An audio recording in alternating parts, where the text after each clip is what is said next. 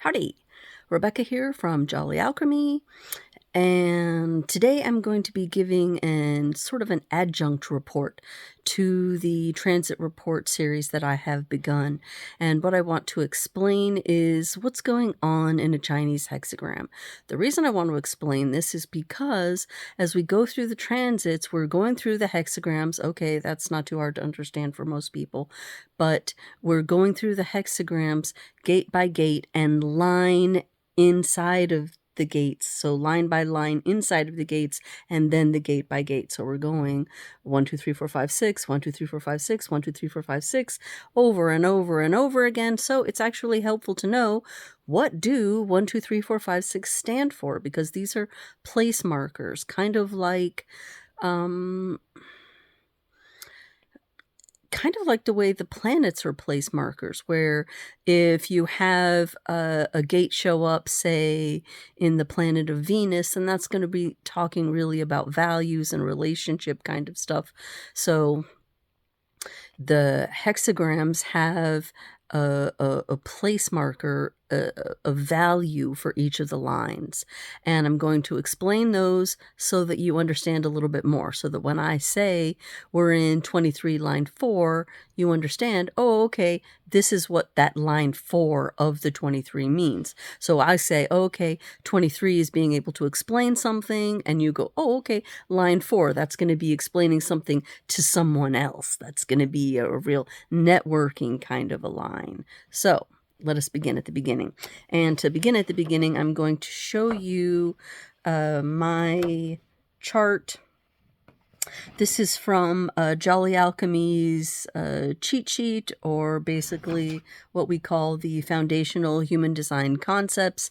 But I have here let me do it here, so you can see that, a listing of these numbers in the hexagram. So starting at the bottom, 1, the first line is about foundational knowledge. Okay, everybody who has first lines is looking to research, to explore, to find out what's at the bottom of it, what's really going on, and they're insecure until they have that foundational knowledge. So anytime you'll see me say line 1, you're talking about foundational energy. You're talking about something that's really at the foundation of a house. It's building, and everything else is going to be built on that structure. There's something really essential about that hexagram being expressed in this most basic foundational line of the hexagram. All right. The second line is the line of the hermit.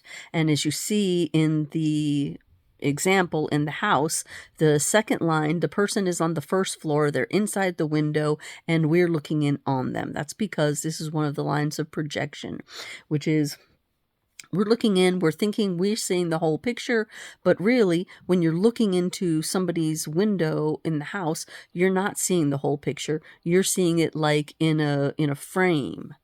You're not seeing the whole entire room like the person who is inside the house is seeing. So there's that projection. There's something a little bit hermit-like, a little bit withdrawn. They really want to stay home and do their own thing and kind of have everybody fluff off. The second line always has something natural about it. It's naturally gifted, but it's not like the first line in that it's looking to understand the nature of that gift. It just is doing it and being it without thinking of it. They just want to naturally do what their giftedness is. So whenever we see a second line in a transit, that's going to be expressing something that's about a more withdrawn, reclusive, staying back, staying home, doing your own thing, and not really wanting the interference of the rest of the world, kind of an energy going on there. The third line is basically the ceiling of the first floor, and you will see in the hexagram that there's a lot of mirroring going on. So 1, 2, 3 are actually mirrors of 4, 5, and 6.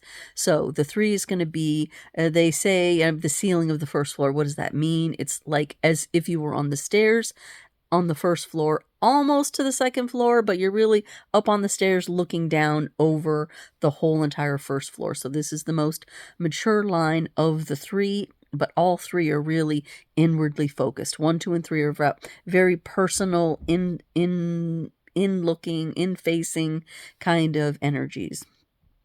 In the case of the 3, this is the experimenter. This is the the one that bumps into things and has things bump into them. It's called the martyr, and the reason it's called the martyr is because of Ra's shock and awe program. But it's about the 3 is willing to sacrifice itself in order to learn lessons by making mistakes. So it's sacrificing itself for the sake of others. It doesn't necessarily have a negative connotation. And it's figuring things out the hard way. You know that song, if you're going to be dumb, you better be tough? That was written about a 3. So every time we see a third line in a transit, you're looking at a very experimental energy, going out and giving it a try. Let's just see. I don't know if it'll work. I might fall down. I might break something. Oops, but I'm kind of going to be gonna have to be tough in order to handle that sort of let's just dive into it kind of energy and see what we can learn, mostly by making mistakes. But that's the energy of that. So the 4th line, now we're looking at the mirroring. So in the same way that the first line is the foundation of the first floor, the 4th line is the foundation of the 2nd floor. And the 2nd floor is very outward looking, so it's transpersonal, whereas the 1, 2, and 3, those lines are really personal. So the 3rd is starting to get an awareness that there's something on the other side, but the 4th is finally aware that there's something on the other side, and it wants to interact with it. It wants to talk to it. It wants to influence it. Oh my goodness, it wants to share. So the 4th line is the networker, the opportunist. They're definitely looking for opportunities. The 4 is looking to tell other people, to influence, to share, to talk, to gossip, to show them their favorite products, and you'll never guess what's working for me now. This sort of energy. Very friendly people. They're the first ones, the very first transpersonal line. So it's foundational transpersonality. Right? So anytime we see the 4, we're talking about facing outward and going into the world and sharing things with other people, sort of an energy. Then we come to the 5th line. That's on the 2nd floor firmly. That's the heretic line. And the reason it's called the heretic is because the 5th line is looking at the world. Okay, again, we have this sort of window theme. Again, we have a theme of not transference. The word is projection. Thank you. Projection. So people are looking in on this 5th line being, but instead of there being open windows like there are on the 1st floor when we're looking in, there's actually closed windows. We can't see anything about that 5th line, but we're making guesses about what we're seeing. And the 5th line, meanwhile, is peeping its eye out of the blinds and looking out on the world and going, I see all you guys, and I see that I could totally do it better. You should be doing this, and you should be doing that. The 5th line is the general, the one who wants to be in charge. The 5th line is the most mature expression of the hexagram itself. So it's really, for all intents and purposes, the end of the hexagram. So this is the highest expression of that hexagram. So every time we say the 5th line in the transit, we're talking about the most mature, the most evolved expression of that hexagram that's possible. Let me see if in my notes if there's anything else. Yeah, general, teacher, universalizing, wanting to get out there and teach and show and share and lead and guide. That's the energy of the 5. Then we move to the 6, which I've already said the 6 isn't really even part of the hexagram anymore. It's mostly concerned with getting up above and looking out. So the 6 is on the roof.